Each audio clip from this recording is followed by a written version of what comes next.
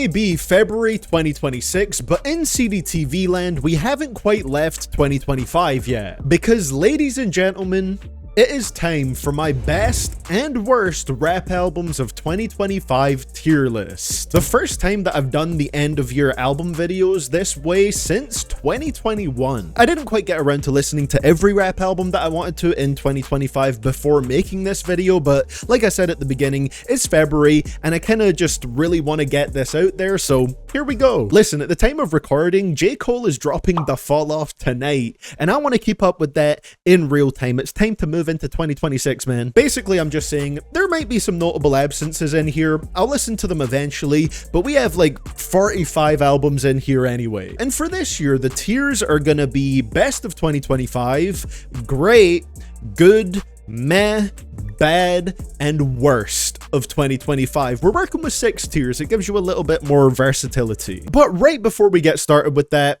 I want to thank Aura for sponsoring today's video. If you're not familiar with them, Aura protects your privacy by identifying data brokers selling your personal information and helps to remove it from these sites and keep it off there. Now, some people might think, what's the big deal? Well, take a look at this redacted data broker report on the screen right here. All of this is the kind of information that data brokers can have on you and sell to other parties. Your name, age, address, contact info, relatives, social media, photos, and even your possible neighbors, which is just an insanely specific detail. These data brokers with reports like this are making billions off of your information without your consent, minimizing your privacy and having very little in the way of safeguards to prevent spammers, stalkers, and scammers from buying it. That's why Aura is so important. Other services can offer similar benefits, but none of them offer as many features as Aura for the same price. You can get alerts if your info is found on the dark web, for example. And if something does happen to go wrong, Aura includes $5 million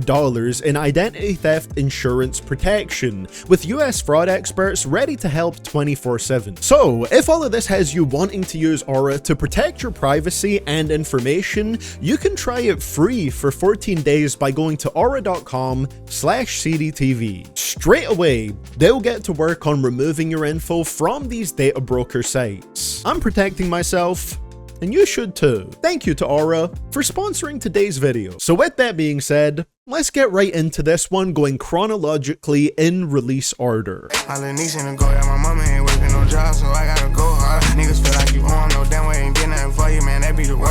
Starting off hot here, it's a Lil Baby album. Just your standard average Lil Baby album. Combine that with the fact that Lil Baby just generally feels a bit stale in 2025, and it's not a surprise that the tracks I enjoyed the most here had features on them. I'd say in the first half it feels a little fresh at points, but as tends to happen with many Baby projects, it just tapers off into repetitive midness as it goes on. And with nearly 20 tracks on it, I wouldn't put it any higher than the meh tier. Dumb Dumb and Dumber will continue getting a lot of plays from me though. That's a hard track. I stayed too long. While this obviously isn't a rap album, The Weeknd is just one of those artists that I'm gonna include in these type of tier lists regardless, because why not? And for Hurry Up Tomorrow, it's going in the great tier. I think there's a best of 2025 album in here, but I'm of the opinion that 22 tracks, almost 90 minutes long, just throws off the pacing of this one quite a bit, and it goes through that constant seesaw of peaks followed by dips all throughout the track list. I can still very much enjoy listening to it. It is in the great tier after all. At least half of it is pretty peak with wonderful storytelling and atmosphere, but it lacks the consistency for me that I think it needs to be bumped up into that next tier. Relatively satisfying as a final Weeknd album, but just not as memorable as Dawn FM or After Hours for me personally. Take a little break, I'm intoxicated. Like a bear in the pussy, I was hibernating. Skied on the bitch, now she look lemonade. baby. For an album called NSFW by Tyga, Mr. Horny himself, I was really bracing myself going into this one, expecting 17 tracks on Make Her Come levels of explicit. But honestly, the ironic thing about this album is that it mostly plays it pretty safe. I was underwhelmed. Honestly, Ty Dolla $ign's one feature here had everything Tyga said out-freaked. I just finger fucked her butt, then I let her friend taste it. Now, Make Her Come is pretty terrible, but at least it's a funny bad spectacle. This album is mostly just boring, unfortunately. This one also takes part in the whole lazy nostalgia bait sample thing on a few songs, particularly weak with the sample of Avril Lavigne's When You're Gone on the song Gone. And by the time we got to Slave on the track list, I'd already predicted what it was likely gonna sample, and no surprise, it did. Pretty lazily. Dumb and Find Out are cool tracks, but yeah, it's pretty dull. Got her meds on my bandana, came with 3 hoes like I'm Santa, yes. Made her throw it back like Mitchell and Ness. I just remember this album sounding like popping a bottle of champagne on a yacht. Something I've never done, but this music makes you visualize it. Manifesting, bro. 2 Chainz is great on here, which is nice to say as someone who usually prefers him in a feature role. And I think Larry June is super smooth on it as well. I've seen a lot of mixed reactions to him on here, but I like the way that him, Mr. Chainz, and the Alchemist work together. Great stuff. You say you wanted to see me later, and your eyes told me you ain't pretending. Pull up and pay me a visit. Let's talk about life, I ain't tripping. Fun fact, for the first time this year, I listened to the Miseducation of Lauryn Hill. My reaction to that is available for channel members and Patreon supporters, but in short, I really loved how full of heart and soul that album felt. Now you might be wondering, how is that relevant to Some Sexy Songs for You? Well, Miss Lauryn Hill showed me that I love R&B and hip-hop/R&B fusion when it has some real spirit and warmth behind it. And when I contrast it with this album, it really helps me figure out what I don't like about this. I don't dislike Some Sexy Songs for You because it leans more towards R&B than rap. I dislike it because it mostly feels like robotic, cold, and heartless R&B. Miseducation is full of life. This album is stone dead. I don't think it will surprise anyone that this is a worst album of 2025 for me. Picking up a hot wire, hit the club and you can tell he's spitting hot fire. You see the difference, he is managing to hand up, I can't understand, he do the damage of a rock wire. Bite down with a dot swollen mug on me. My first ever experience with a full clipping album, and I had a great time. That Channel Sky takes things in a futuristic cyberpunk direction. Plenty of synthwavy and retro dance vibes here, combined with David Diggs' rapid fire rapping and themes of technological dystopia. It is another that I think slowly loses a little bit of steam towards the end, which again is what holds it back from being up on that best of 2025 tier for me. But I definitely enjoy it, and it is very consistent thematically and sound-wise. I am fully interested in hearing more from Clipping going forward. Knowing that many of their other projects are horror-themed, one of my all-time favorite genres, I think it's gonna be a good time. Niggas don't love me. The bitch wanna fight me. My t-shirt on. I did a full review video for this one, and yep, it's definitely still how I feel. Bad tier. I won't linger on it too long because that video was a track-by-track review, but I just really feel like this project lacked the evolution and focused style of previous Carti projects. And on top of that, the individual songs that I really enjoy are few and far between. Its title simply being music is actually quite fitting because it does just feel like 30 random songs Carti happens to record thrown together without too much direction. It is indeed a compilation of music. I was blessed I had the city out, asking show promoters what's the ticket count, due to Dawson or just to talk to you. I'm an introvert, but I'm popular. But following that up, ladies and gentlemen, It is our first best rap album of 2025. Beautiful, soulful production from No ID combined with wonderful rapping from The Heart by Saba, and it makes for something incredible. If you haven't heard it yet, just listen to the first track at least, and if you're feeling it, you're gonna love the rest of it. I said it in my best rap songs of the year video talking about the song Head Rap from this album, which I just found out on a stream yesterday, actually dropped as a single in 2024, so, you know, technically doesn't make the cut for the list, but it's a great song. We're keeping it there. But Saba's soothing, uplifting music is just as great as his darker stuff like Care For Me, which put me onto his music. And even with this being a smoother, relaxed album, you still get Saba barring out on songs like Acts 1.5. It's so great, man. This is just pure rap that you feel in the soul. And it's wonderful. I love this one, man, and it just gets better with every listen. No one hears my cries for help. My heart is slowly sinking. On My Way to REXDALE. It's a perfectly fine Nav album. Not bad, just decent, with some cool moments here and there. The first couple tracks, Sinking and You, are really nice with some vocal layering. Burbs is a good Nav banger. Real Me is another nice Nav and Metro collab. There's some stuff I can enjoy about this one. And there's not much I think is bad here. It's mainly just Stay Up and One of None that are rough listens. It's all around a fine Nav album. I'm hot in the summertime. Yo, bitch on the fun and she ready to stand out. Say that 100 times. This name is apparently supposed to be pronounced as ezcodylee. This is why capitalization is important, because I never would have guessed that just by looking at it. I was calling bro ezcodylee at first. You can see that American Idiot inspiration in the cover. This is one that was sent in to me on a recent request stream by fellow creator Scarecrow. And it's another one that showcases a promising up-and-coming artist in the sort of underground rage rap scene. I think it's good. While the album does have some diminishing returns as it goes along, the energy is definitely there, and I love that touch of having every track transition into the next one. It really allows you to get lost in the flow of the music. I'd recommend just turning it on and not even checking to see which track you're on. Just sink yourself into it, and it's a pretty good experience. It's got its flaws, but ezcodylee has a solid foundation to build from here, and I think it's worth checking out to see how you feel about some punk rock style rage rap. Oh, you looking for me? I ain't hard to find, I'm easy to see. I ain't hard to find, I'm on your TV. The best way that I can sum this one up is that it does sound like a rap album from a near 60-year-old Will Smith.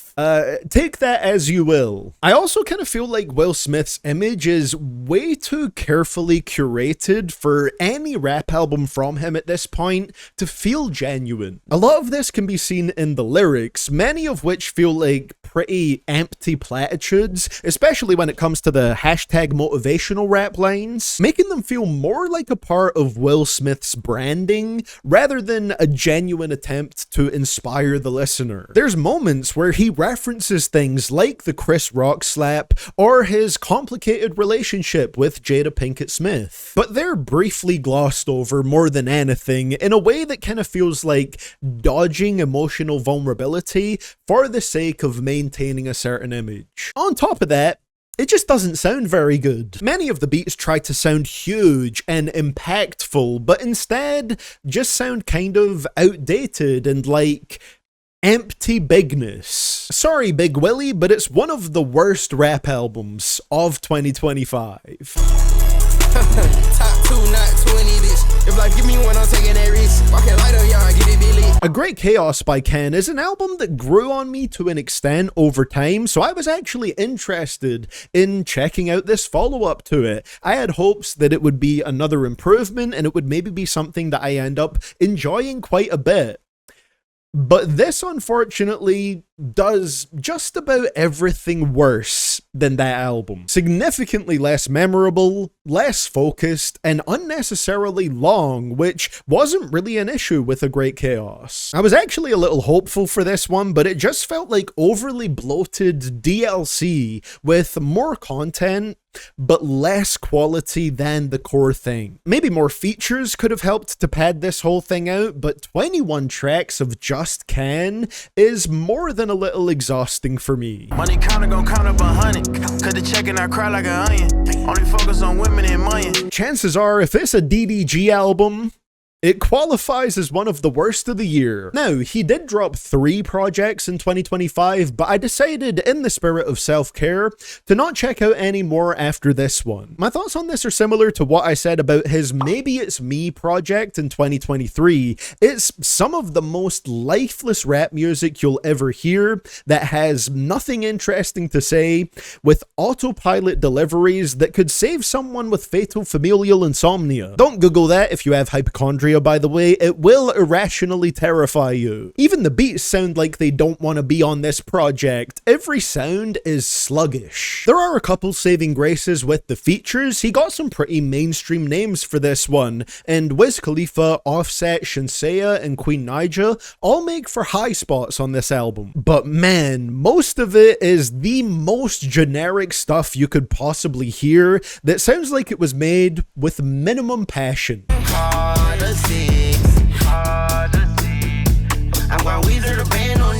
Well, this was a little unfortunate. I think every Carter album before this one is, at the very least, good, with the second one being my absolute favorite, but 6 is the first bad entry in the franchise. A lot of baffling production choices. You already know what songs I'm talking about. Wayne not being at the top of his game, and its track list being a jumbled assortment of different sounds and even eras, with certain tracks on here sounding like they're straight from Wayne's 2010s vault. It's a shame because there are some bangers. Welcome to the Carter is a great opening. Band from NO has grown on me a lot because it sounds great in the car. Being Myself is a great throwback to the original Carter sound with Manny Fresh. But overall, I think it's safe to say that Wayne really wasn't at the top of his game with this one. Forever she telling me, keep saying, I hate from the back and now she saying. Dopamine was good, an enjoyably smooth Tecca album with most of the tracks flowing into the next nicely. Those transitions always make the album experience feel more cohesive, so I'll always appreciate that touch. This is one I'll likely take my favorite tracks from and just come back to them for the most part, but the album itself is solid. Some enjoyable melodic rap with a couple of Tecca's best songs so far on there. I'm too high in the head, my baby boy. I'm the in your mind anytime you're wacky tryna. Don't take it like that. Funnily enough, I actually listened to The Great Adventures of Slick Rick for the first time in 2025 as well, and certain questionable 80s moments aside, it was a blast. So when I heard that he was dropping a new album all these years later, I was very interested to check it out. And I think it's kinda meh. But like just below the good tier, like it just misses the cutoff. Because it is a fun listen overall, with a 60-year-old Rick still sounding smooth as butter. It feels more like a brief celebration of Slick Rick's legacy rather than a full-fledged project of its own, but I'm not mad at it. And hearing Slick Rick and Gibbs on a track together in particular was pretty novel and interesting. Great collab with Nas here too. It's in the meh tier, but a solid meh, if that makes sense. There's no alone, fill up a mobile home. My nigga's name ring like mobile phones and no one's home. Is peak, goated, the best of the best, and other such similar terms. If you've watched my track-by-track album review of this one, which most of you haven't, then you'll know that I absolutely love it, and it is damn near a 10 for me. In fact, it might just be. It's not just one of the best of 2025 in my opinion, it is the best of 2025. If you want engaging rapping performances on every single track, razor sharp writing, engaging production, this album has it all. Not to mention the feature side of things, everyone was on point here. Very little in the way of flaws on this one. Merry Christmas round this bitch won't really marry. Shit was scary. Halloween like every day more ordinary. So on the opposite side of things, this was bad. Like, really bad. Whether you take this as more of a Travis album or more of a Jackboys album, I feel like it kind of falls short as both. Taking it as a Travis album, the last thing that I want from him is rapping over dark instrumentals with slightly distorted kicks and an overall gritty, lifeless sound. It's not a good fit for him in my opinion, someone who is a vibes artist more than anything else. The last thing a Travis-related album should be is boring, and this whole thing is about as colorful as the album cover. And if you take it as a Cactus Jack label showcase, is it even that? Whenever Travis's label mates show up, it feels like they're just showing up, rather than being spotlighted. If this album proves anything to me, it's that Travis Scott doesn't really care about showcasing the acts signed to his label all that much. At least we got wibbly wobbly from this one though, I guess. Blow a hole through a Brinks truck, then I count it up. I hate when rap niggas try to size me up like I won't wipe a nigga down before I mop him up. I was always gonna be a bit skeptical about the sequel to the album that really started to cool me down on Joyner's music. And ADHD 2, I think, is honestly a little bit better overall. I still don't love it, it's in the meh tier for me, but I'd consider the original ADHD as kinda bad, so it's a slight step up from that for me. It has a good chunk of pop rap stinkers. Riot and Anxiety Wins in particular feel like mustard gas to the ears, but a lot of the harder rap focused tracks are honestly a decent listen. I don't think it will win back any lapsed Joyner fans, it hasn't for me exactly, but I don't hate listening to it. Oh, but I haven't mentioned the skits yet. My god, the skits. They are absolutely terrible, bro. And we start the album off with one of them that is like 3 or 4 minutes long. But taking it as a whole, I really don't think it's a horrible project. So this when I was a chip, I got evicted and shit. I was around with the thugs out, giving drugs out for the veins. So I found out recently through my Discord that Jim Legxacy actually used to enjoy my videos and interact with me on Twitter quite a bit way back in 2018. Shout out to you for having good taste, Mr. Legxacy. I thought that was pretty cool because I'd already heard and enjoyed his song Father at that point, but I decided to check out this full project after. And it makes me find those previous interactions even cooler. Bro has some talent and promise. This one goes in the great category for me. And trust me, those interactions have not affected my judgment. If I thought this was ass, I would be honest about it, but this is genuinely really enjoyable. One thing I didn't really expect going into it is how much emotional resonance there is on here. Several tracks had me moved while sounding beautiful. He's got a pretty unique voice, has production credits on nearly every track, and creates certain sounds that just stuck in my head immediately after listening. All around, extremely promising for his future, and a great project in its own right. Back like I never left, effortlessly I rap. La Cosa Nostrum here to toast you what you expect. And we follow that up with another project that I'd consider is falling into the great category. Raekwon is in his mid-50s now with very little to prove as a legend in hip-hop,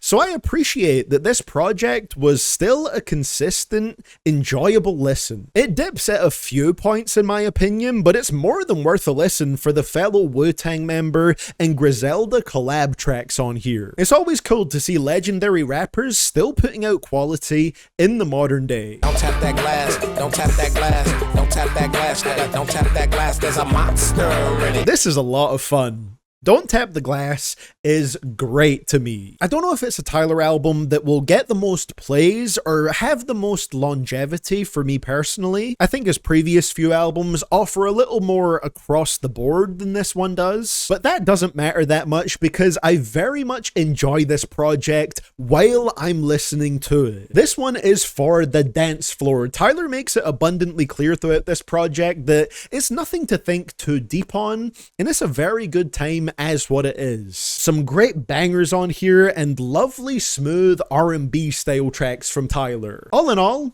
a fun listen.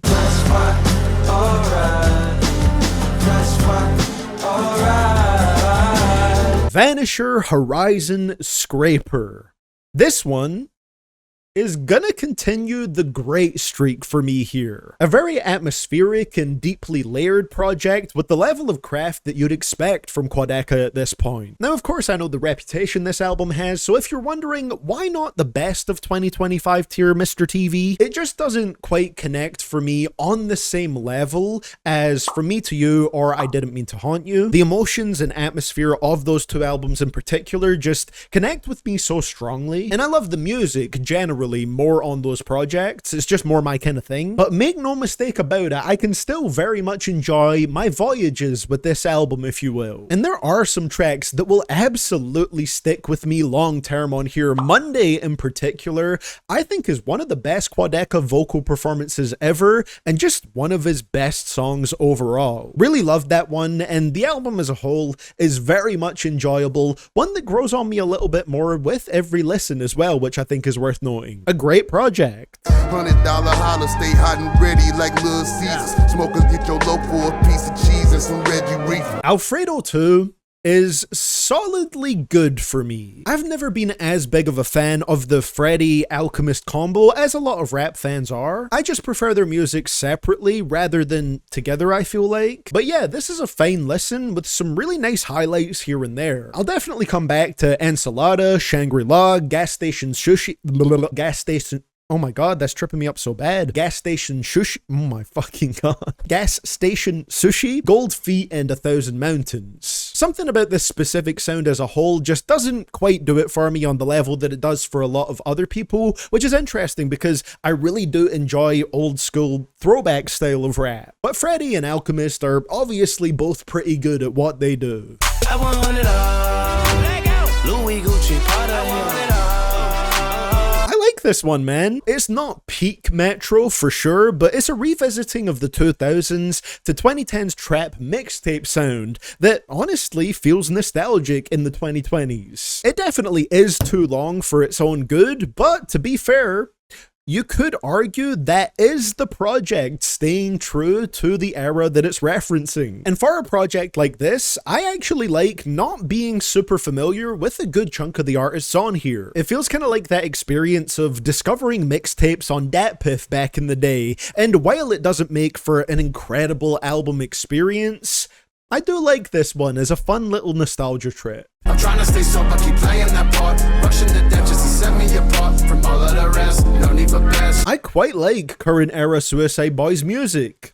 This one's going in the great tier. In my best songs of the year video, I talked about really enjoying the more hopeful, sober sound of Suicide Boys music that is particularly showcased on the first half of this project. But even their darker bangers on here that are more reminiscent of their old sound are still pretty great. The song with Bones in particular is an absolute schmacker. The project as a whole is pretty well rounded, and it's one of the stronger albums that I've heard from them. Really good stuff. Did you fuck him? Did you?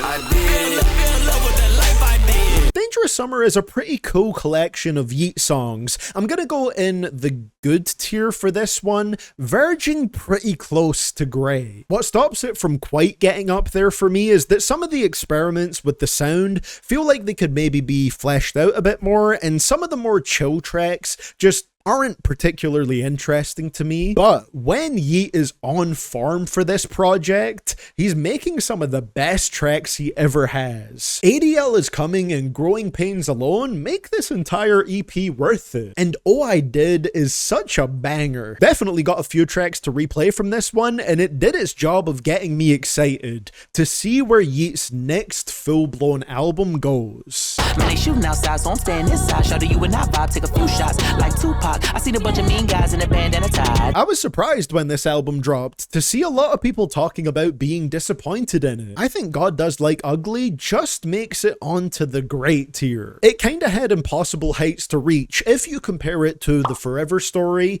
which in my opinion is pretty much the best rap album of the year it dropped in. But taking GDLU more in isolation, I think it's a very worthwhile project on its own. And listen, any album with skate and community on it can't be bad. It's a mathematical impossibility. I'd concede it feels less consistent and focused in some ways than Jed's last, but it's still in the great tier for me. She the only bitch that make me clingy.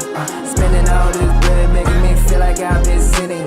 This one has been growing on me a bit over time. In my first couple of listens, I'd probably say that this belongs somewhere kind of in the middle of the good tier, but now I think it might have just edged its way into the great tier. At first, I felt like after a 6-year wait, it still felt a little too strongly influenced by Brian's musical inspirations, but the more I listen to it, the more that feeling kind of fades and the music comes into its own. Sometimes you just need time to start feeling an album. Also, Butterfly was one of my most played songs last year, so that's gotta count for something. I've been on like 20 to 30 minute drives before and almost exclusively had that song playing. It goes crazy. Plenty of introspection on here too. It's definitely one that grew on me over the months. A perfect drop for August as well, with plenty of gorgeous and sunny sounds in the production. While The Sailor will probably be my favorite Brian album for eternity, I definitely underrated this one at first. Still making hits even when I wanna cry. This is another project I initially thought was solidly good, before also upgrading it to the great tier. Look how stacked it is, man. Reflecting on it, I guess this was a good-ass year for rap albums. Hyperyouth is an album packed with that explosive energy you'd expect from JVB, with themes of, as the title suggests, maintaining that intensely vibrant, youthful view on life. It's music that makes you want to live in the best, most exciting way you can. And that, at points, leads to a couple of deeper tracks that talk about how that can be hard sometimes when the world wants you to grow up so bad. Party's Over was a little bit of a weak point for me in this regard, because what I think could best be described as the weaknesses of JVB as writers kind of throw that one off a little bit. But Live Right doesn't quite suffer from the same issues, with the repetition in verses in general just hitting for me more on there. It will be cool to see if they improve as rappers going forward, because I think that's one area that could be tightened up a little bit, but as it stands on Hyperyouth, they're incredible performers, slowly starting to flesh things out and build even more character and a variety of feelings in their music. This might be a step up from No Hands for me. So she's all right at me, then at a normal height. Popular the man, wanna ride me like bike, ride me like bike, ride me like bike. Can't open man, so she like me on sight. Now, plenty of you are not going to be familiar with this artist here, but 2IC is a viewer of mine and an artist that has submitted a lot of their music to me through my request live streams. And this album is one that I would say goes into the good tier, packed full of personality and color. 2IC provides a good mix of faster-paced rapping with auto-tuned melodies over glistening beats and a lot of fairly memorable hooks. It might not be for everyone, with the very animated style and plenty of vocals that could best be described as off the wall and strange, but I think it makes for a fun, vibrant listen. There's a few tracks here that just aren't really my thing with the kind of sound that they go for, but all in all, I think it's pretty cool. If it seems like it might be your kind of thing, absolutely go and check it out. Mathematically, I'm doing better than you. I pull up that bitch, spend the money, she cute. My bitch banging blood, she more gangster than you. This is MIDI. Not bad by any means, but I expected a little more from the presentation. The title is Offset's birth name. The album was teased with a sort of therapy-focused trailer, and the album just doesn't really follow through on that promise of being something deeper or more personal. It has its moments like Proud of Myself or Never Let Go, don't get me wrong, but I'd say the majority of it is exactly what you'd expect, which again, isn't bad. It's just okay and not particularly memorable. Some of the bangers are still good too. I like Run It Up and Folgers quite a lot. It's more towards the upper end of meh rather than the lower end, I'd say. Get your head in the game. What my nigga Tay Hicks say, I just paint pictures. You just chipping on a frame. It can be hard to make a 24-minute long album, not an EP, an album, feel fulfilling. But man, Earl Sweatshirt knows just how to do it. It technically is such a quick listen, but it still feels complete and like a satisfying album experience, at least for me. Plenty of layered, poetic writing from Earl, and the production across this entire thing is perfectly suited to his style. And we have an updated sort of perspective here from Mr. Sweatshirt, with him being a father and a husband now, and that definitely has an overarching influence over what he talks about in certain tracks on here. It's a beautifully unique album and might be my favorite Earl project in a good handful of years. I don't know if it feels alright. I don't know, I don't care, it's a vibe. This is another one where many of you will not be familiar with this artist right here. Amy FM is also a viewer of my channel, but more importantly here, he's an artist who sent me in this entire album through one of my request streams. Now, I've heard plenty of music from him before on my streams, and it's been pretty great to see the growth that he continues to showcase, and this album is going in the good tier. If you like some melodic, vibey, outer space, auto-tune type shit, then I think you'll enjoy this. And it's entirely self-produced, which I'll always appreciate when there's plenty of lovely beats across it and some genuinely stunning moments, like the instrumental outro of Starfields. And plenty of creativity in the beats too. If you want to get put on to an underrated artist very early on, then I'd absolutely recommend checking this out.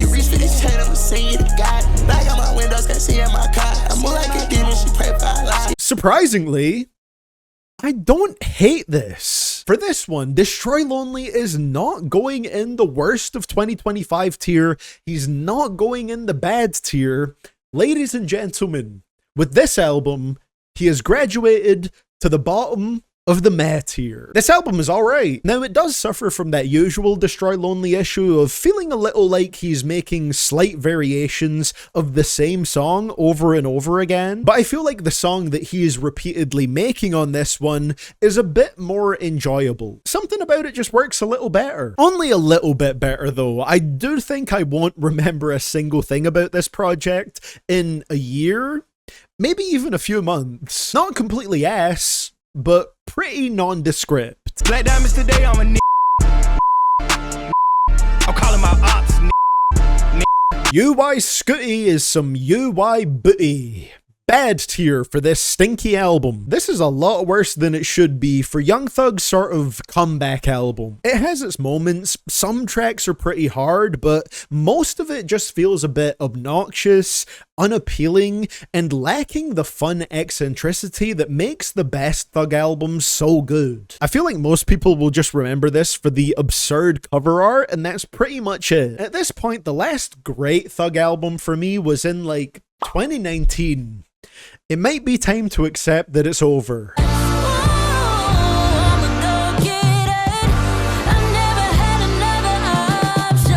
For the few of you who watched my third Rap Albums with No Skips video, you may remember me talking about the trio Group Therapy in that video. Long story short, one member abruptly left the group and disappeared, and the two remaining members, Jada Grace and Swim, went on to become Party of Two as a duo. In America's Next Top Party, is a pretty solid transitioning point to show that they're going to continue doing cool things as a duo. Plenty of chemistry and still creating a mixture of fun and emotional music. The future is looking bright for Party of Two, and I think America's Next Top Party falls into the upper end of the good tier, a promising sign for what they might go on to do. Wrote sermons on my own, I'm in church, more worried about the service on my phone and on Judgment Day. Are you gonna riot in my sins? I do wonder if this is going to be considered as a hot take within this video, but this is an album that I would say is in the good tier for me. Still enjoyable, but not quite clicking for me as much as other Dave albums have.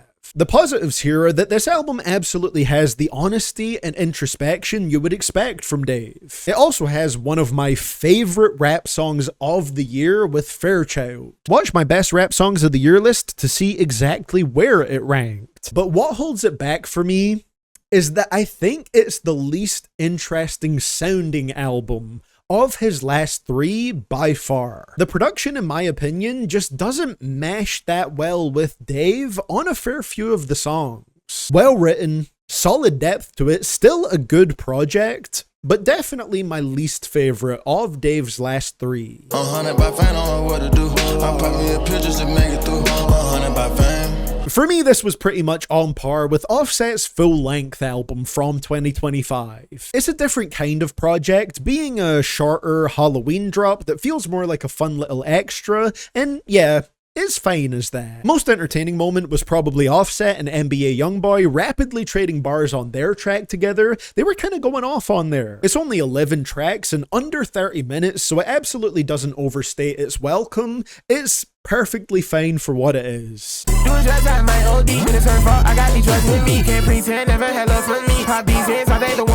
Slayer is one of the most promising names in the current wave of the underground rage rap scene, if you ask me. This Half-Blood album is genuinely impressive.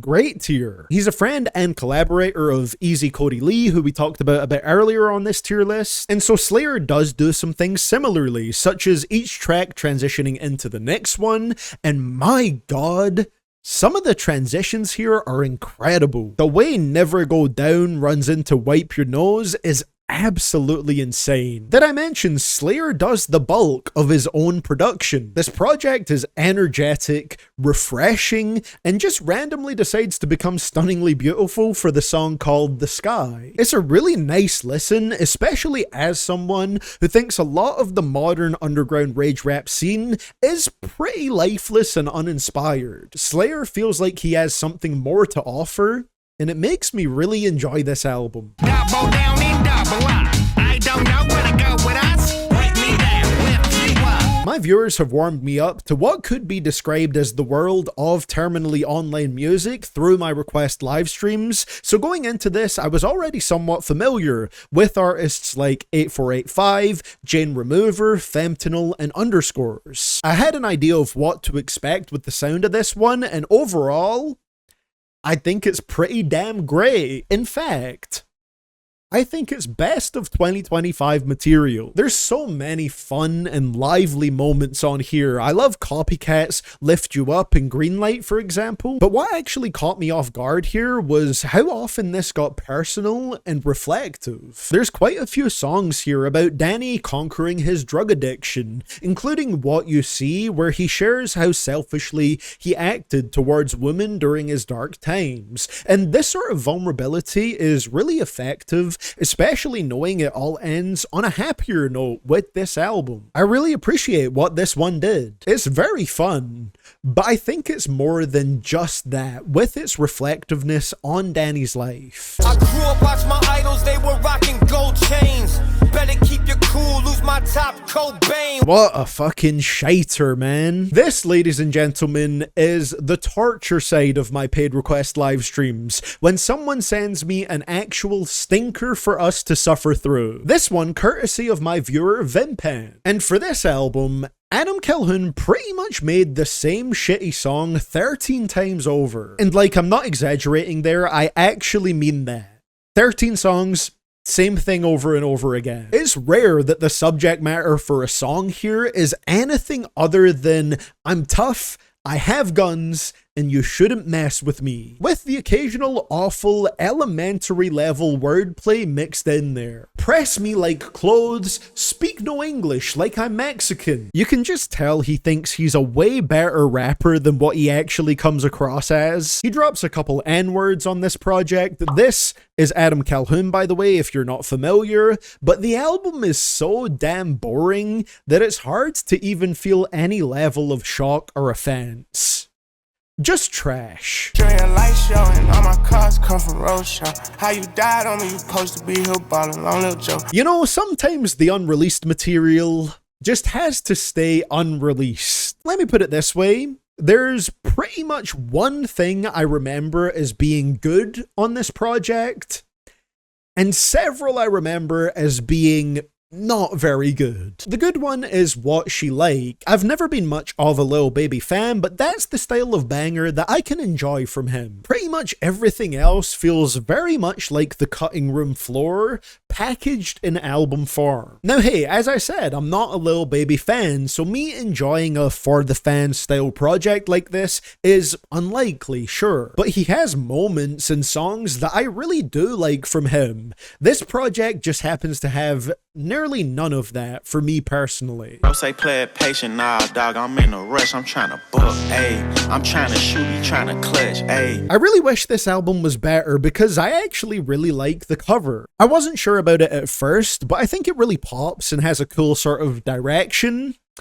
But unfortunately, this album is about as average as a 21 Savage album could be. It opens up hard with Where You From, Ha is pretty fun, if not a bit of TikTok bait, and then pretty quickly it tumbles into being aggressively hit or miss. 21 Savage's music could definitely do with another refresh. What that looks like at this point, I don't know, but things have been getting kind of stale again with him for a while.